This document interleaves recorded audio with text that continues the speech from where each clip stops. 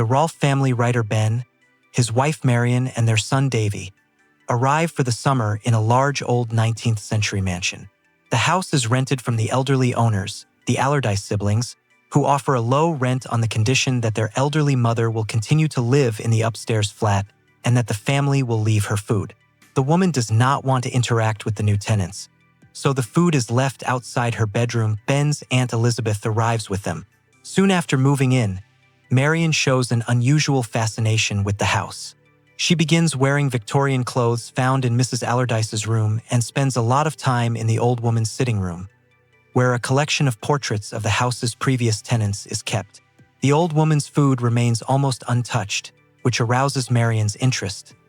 Strange events soon occur. Davy is injured while playing in the grounds, and a dead plant in the house begins to grow again. Ben cuts himself on a bottle of champagne, and a broken light bulb mysteriously repairs itself. He has a terrifying vision of the hearse driver he first saw at his mother's funeral many years ago. Each accident is accompanied by changes in the house. Old objects are restored. The house seems to feed on the energy of the family and is rejuvenated. Marion gradually becomes obsessed with the condition of the house, immersing herself in caring for it, and withdrawing from her family, spending more and more time among the antique furniture, rooms, and portrait collection. She watches with interest the preservation of things and the plants in the living room. Aunt Elizabeth suddenly falls ill and soon dies, after which dead flowers bloom in the solarium, which adds to the sense of a strange force present in the house. Ben, seeing his wife's obsession, decides to leave the house the next day. He notices how the old tiles and siding of the house are falling off and being replaced by new ones, literally being restored.